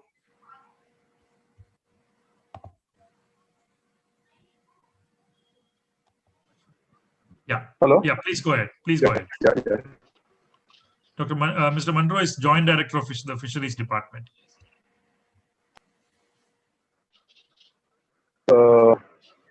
Actually, most of the presentations are very good. Regarding the development of aquaculture sector in Kerala, we got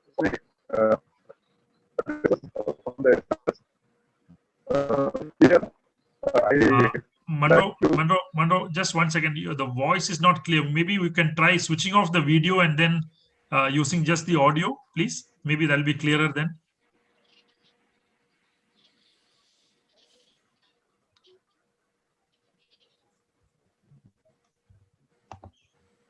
Yeah, please ask. Yes. Hello, can you hear me? Yes, it's much clearer now. Clearer now. You can go ahead. Okay. Actually, in the presentations, we got many points to including development and planning. Actually, I have to ask one thing. In the first presentation, regarding the regarding the development of vaccines, and is there any what is the status of development of vaccine?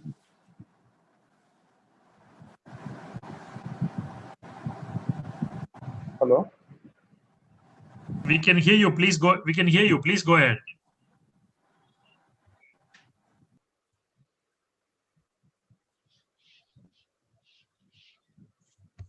Munro?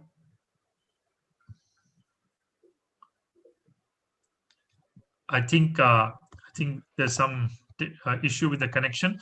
I'll read out another question which is there in the chat box from Anil Rajendran. Most of the regions in Kerala are low-lying and are very difficult to dry out ponds. Only wet preparation is possible, according to me, so that we need to set standard operating procedure for farming practices like stocking density, pond preparation, disease management, etc. We should set a new model for Kerala. It has to be different from other states. That's a question from Anil Rajendran. Let me, for now, let me open up the floor with these questions. Any one of you who might want to take up these questions, please volunteer yourself to answer them.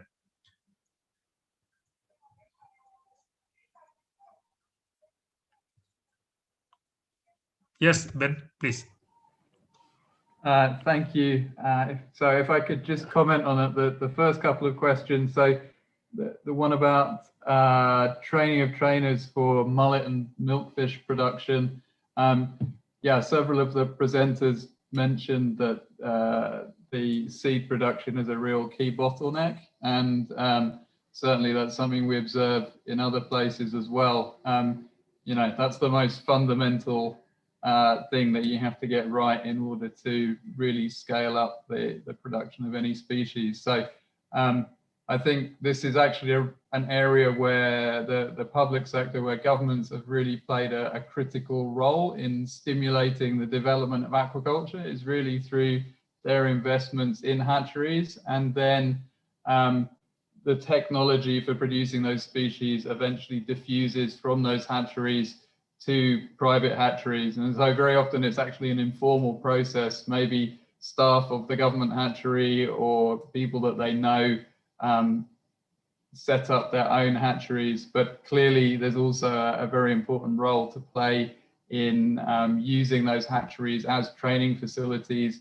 And really, rather than having the government as a supplier of seed, have the government establish, or the state hatchery establish the breeding technology, and then use that as a way to train people so that the private sector can take up that technology and really multiply it. And the second question about legalizing exotic species, I think it really depends on the circumstances. In the case of a species like tilapia, for instance, where it's been in the country for a long time, it's endemic, it's sort of in the waterways, there's really nothing to be gained by sort of, and I believe it has actually been legalized now, if I'm not wrong. So, that's an example where legalizing an exotic species makes sense.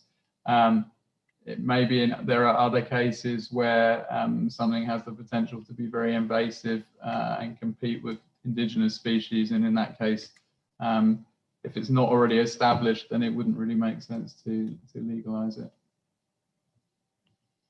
Thank you very much. Would anyone else would like to take up some of these points? Yeah, Dr. Sugunan, yes.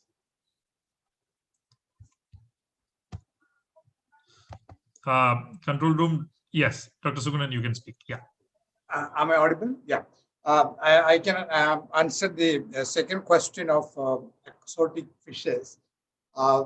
Perhaps a blanket clearance of all exotics that are present may not be feasible.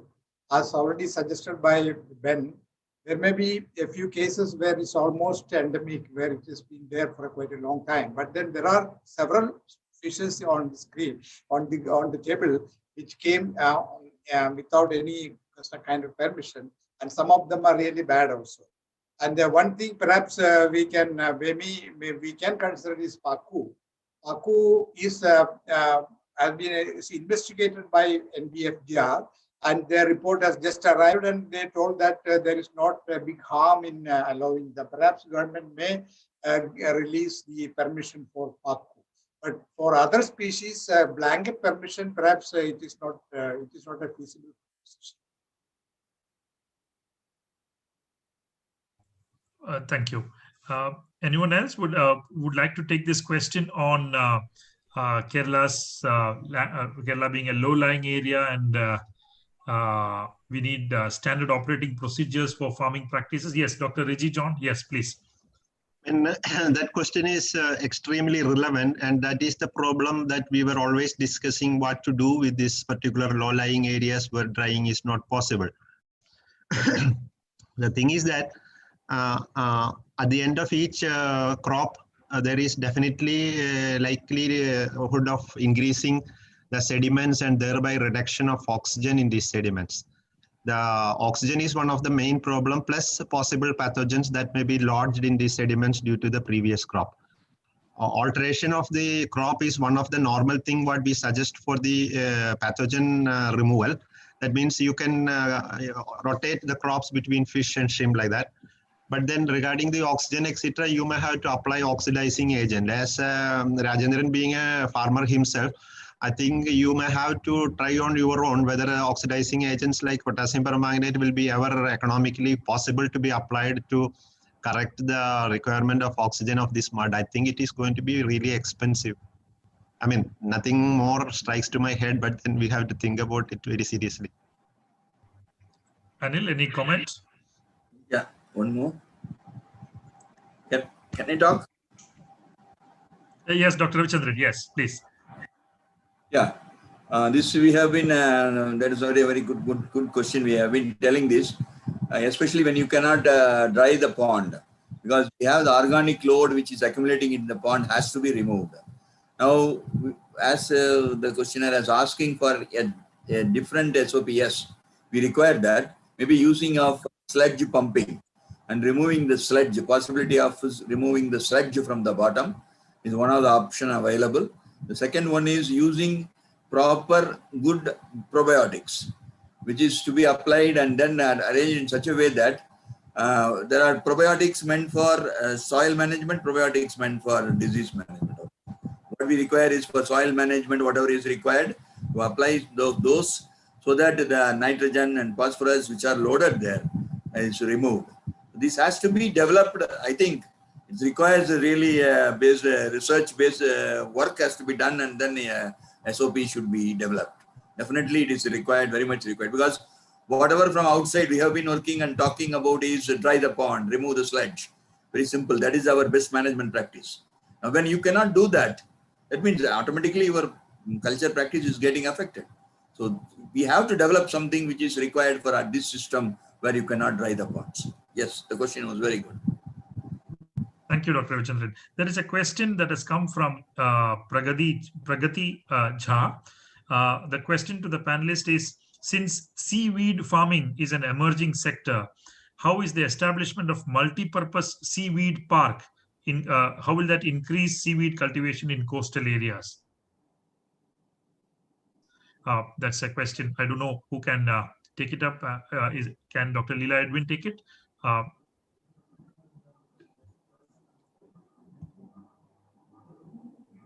sorry, I'm not an expert. Okay.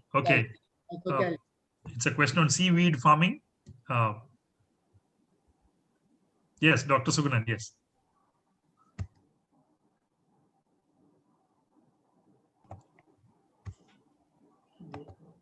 Dr. Sugunan is muted. Dr. Sugunan, you're still muted. Yes. So, since nobody else is volunteering, perhaps I can try to give some answer. Because CMFRA, they have been spearheading this culture.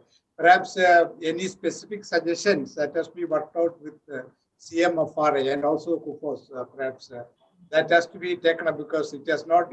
I have seen some of the farms in Tamil Nadu. Some of people, even in the small scale, people have been doing. So there is a workable model. Perhaps that is something we can work out with CMFR. Thank you. Thank you very much. Anil, a quick comment to what Dr. Reggie John said. You can speak now. Can you hear me, dear all? Yes. Yes, please. Actually, I'm just worried about now what is happening in Kerala. There are aggressive development for fisheries, especially for aquaculture. There are a lot of farmers are coming forward to start shrimp farming. Majority are interested in Vanami farming. So, so I have interacted with many people. So they want to adopt other states like AP, Tamil Nadu, or other part of India. Those people are stocking because their conditions are favorable for farming. Like they can try out the ponds, they can remove all the dirts, and they have sort of all the facilities. The topographical area are very much suitable for farming, like AP and other places, because they have a lot of water, even facilities also. So here, what is happening? Our regions are mainly low-lying, and but people are because they are now feeling they're feeling that Vanami farming will earn much profit, so they want to stock more density. Like what I seen last time, some people stocked 40 pieces per meter square, 50 pieces per meter square. This time they're just telling that next time I want to go 80, I want to go 100. So it is very dangerous situation. So unless or until we are not having a model for Kerala, because Kerala have a lot of disadvantage for farming, like in low-lying area, a lot of organic material accumulation is there. Lot of the bacterial load will be more, like our Raji sir already mentioned that after every cycle the organ load accumulation will be very high in the ponds. So in that situation, the farmers could not train out all the organic waste out of a pond, or you can't try out. So in that case, from government side, to get a sustainable farming for a long time future, we should set a model for Kerala. It should be different from other states because Kerala is something different topographically, waterways. So that we should have a set of some regulation has to come from the fisheries department to instruct the farmers or strictly monitor, like the farmers should not go for some sort of, we have to decide according to the carrying capacity of the pond or according to the nature of the area. We should set a standard, like this token density should be like this. For example, yes, we have Anil got the point. Let's put it to the panelists, and some of them can take it up. If it has not been answered already, would anyone like to respond to Anil? Yeah, this is what I am just mentioning, because otherwise we will incur more disease and it will be a collapse in future. Yes, Anil. Can Ben Belton be unmuted? Yes. Thank you. Yes, Ben. Yeah, just in response to that, I mean, from what has been described, it seems like if shrimp farming is intensified under these conditions, then definitely there will be a collapse coming. This is a really common pattern that you see sort of repeated over and over again, sort of as shrimp farming is introduced into new places. So it seems like a more extensive model of shrimp culture is more appropriate. So maybe rather than Vaname, tiger shrimp, and so actually less feed inputs, and in polyculture with a variety of other species as well. So tilapia, sea bass, other things as well. I guess the sea bass may eat the tiger shrimp. Yeah, so that's kind of more like the model in say the extensive parts of Vietnam or Indonesia or in Bangladesh, rather than the more intensified Vaname-driven model in Andhra Pradesh. Thank you, Ben. Thank you. Anyone else would like to respond? Dr. Ravichandran? Yes, Dr. Ravichandran, please. Yeah, in this one here, one of the things I want to put it for the government also to consider, we are working with Vaname. Vaname is an exotic species, so we are having our own problems. We should develop our own indicus, Vaname indicus, as one of the SPF stock. A lot of work is being done from SIBA side. There is a progress. Is for last 2-3 years we have been trying to work it on, but it should be taken as a war footing by everybody should be interested and link it and then develop one. Because already monodon there was work is going on from Empida in Andamans. So similarly, some sort of a selective breeding and SPF stock, our own stock, if we can develop, it will take maybe within 2-3 years it could be brought in. It will be very much useful for places like Kerala, where it can be used in our traditional systems. Now, when Vaname, it will not be permitted in traditional systems because of the fear of this entering into our natural water bodies. But our own stock, it will be, we can handle it in that way. So that is one of the things which we should put up to the governments to start doing it. It is very much essential now. Thank you. Thank you. Thank you, Dr. Ravichandran. Thank you for those comments. There's already one comment which is there in the Zoom box. You can see aquaculture sector in Kerala is not cluster-based like Andhra Pradesh. There again, the point being made is that we need a new model that can suit the state with focus on seed production of locally preferred species. That's another comment which has come.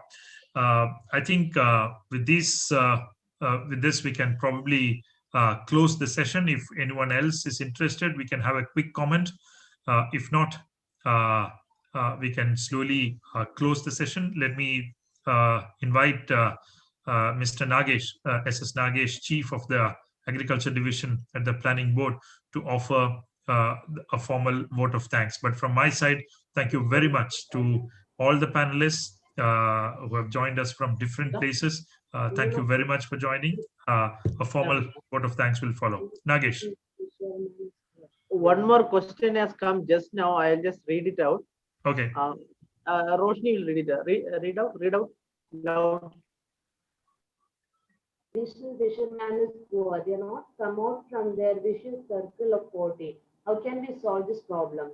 policies and research output demand integrated approach development and implementation of value-added fisheries products, especially in the international and domestic markets.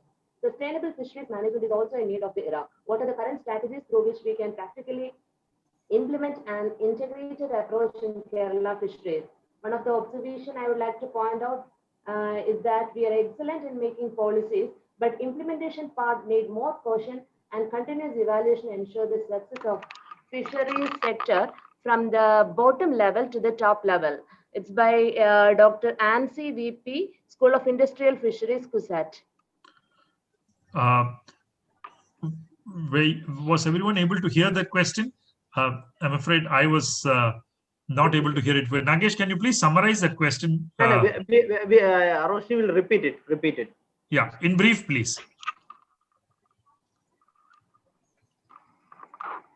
See, the thing is, the traditional fisherman of Kerala is very poor. How can they come out from the vicious circle of poverty? And how can we solve this problem? And sustainable fisheries management is a need of the era. What are the current strategies through which we can practically implement an integrated approach in Kerala fisheries? And she's also given observation that we are excellent in making policies, but the implementation part needs more caution and continuous evaluation is necessary. Who will take it? Dr. Edwin, can I pose it to you? Yeah.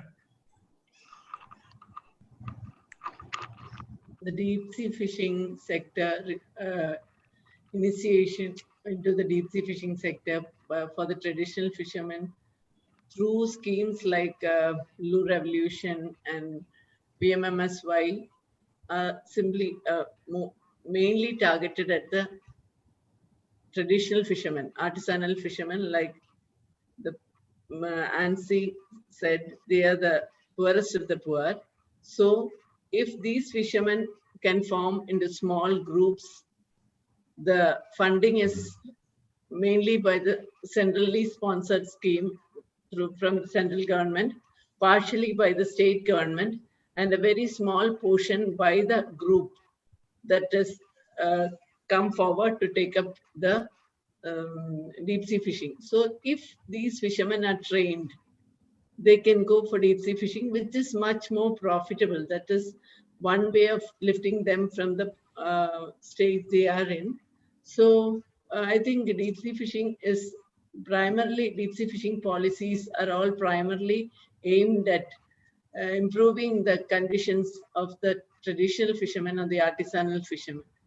Because in Kerala, there are already set groups in traditional fishing sector where 20, 25 or even up to 40 fishermen form self-help groups. They pool together the resources and buy fishing craft and gear.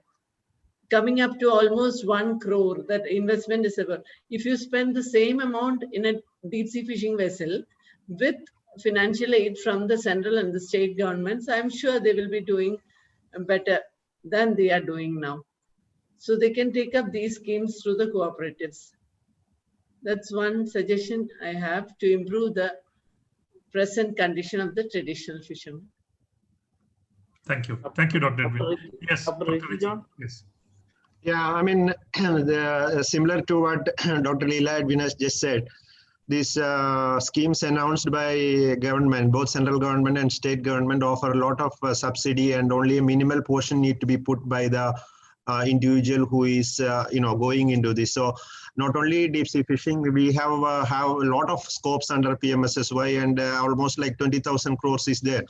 So there are several, like for example, even in case of ornamental fisheries, we have a lot of schemes, and a lot of other technologies are available, which are supported through the state government department with the help of central and state government funds. And I think it can be very well taken up by the marginal fishermen as well. Thank you, Dr. John. I think we should close the session now. Thank you, everyone, and may I invite SS Nagesh for his vote of thanks. Thank you, Dr. Ramkumar. It has been a very informative and useful session, because last year we had embarked on a food production initiative in the aftermath of pandemic, our Subiksha Kerala project, in which fisheries allocation has been substantial for the next 3 years, and there is a definite plan laid out by the fisheries department also. So I take the inputs from these sessions towards improving the food production plan under Subiksha Kerala also.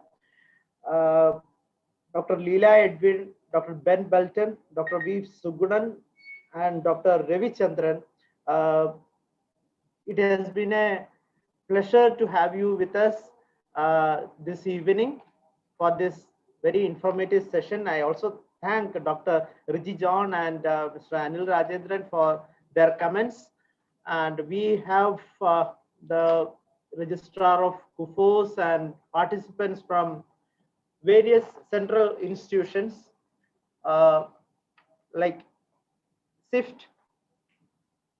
I take this opportunity to thank all those people who have joined us from morning itself, morning agriculture and animal husbandry, the faculty of Indian Agriculture Research Institute, Indian Veterinary Research Institute, and fisheries institutes and other ICR institutes throughout India, the vice chancellors and registrars of KU, Kerala Veterinary and Animal Sciences University and KUFOS, and special thanks to Dr. Chandra Babu for taking sincere efforts for ensuring participation.